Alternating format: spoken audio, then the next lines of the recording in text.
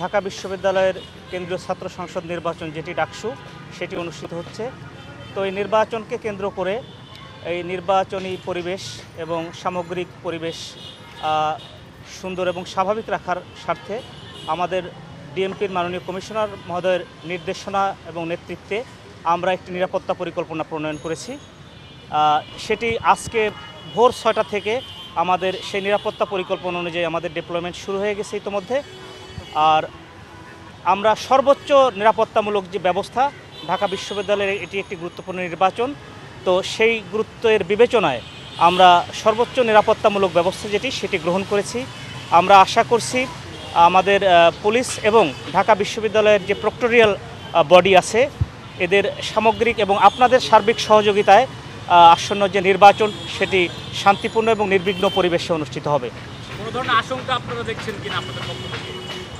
আমরা এখনও তেমন কোনো আশঙ্কা আমরা লক্ষ্য করছি না, তবে আমাদের নিরাপত্তামূলক ব্যবস্থা যেটি আমরা সব কিছু মাথায় রেখে আমাদের নিরাপত্তা পরিকল্পনা করতে হয়, তো আমরা সেটি সব কিছুকে মাথায় রেখেই আমাদের নিরাপত্তা পরিকল্পনা আমরা সাজিয়েছি।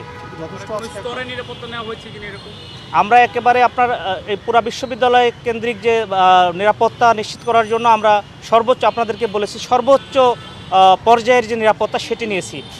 আমাদের এই সুইপিং থেকে শুরু করে আমাদের চেকপোস্ট কার্যক্রম, আমাদের পেট্রোল, আমাদের ভোট কেন্দ্রিক যে নিরাপত্তা সব ক্ষেত্রেই কিন্তু আমাদের ডিপ্লয়মেন্ট আছে। আমরা আশা করছি যে নিরাপদ এবং নির্বিঘ্ন পরিবেশে আসন্ন নির্বাচনটি অনুষ্ঠিত হবে। ক্যাম্পাসে বহিরাগত প্রবেশে কী ধরনের?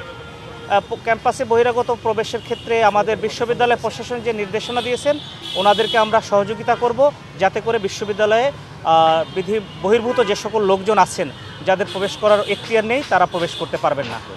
স্যার, কেন্দ্র ওয়াইজ বলছিলেন যে আপনাদের কি কেন্দ্র ওয়াইজ ইউনিট থাকবে? আমাদের কেন্দ্রের ভিতরে নয়, কেন্দ্রের বাইরে আমাদের ডিপ্লয়মেন্ট থাকবেন কেন্দ্রের নিরাপত্তা নিশ্চিত করবে। Thank you very much.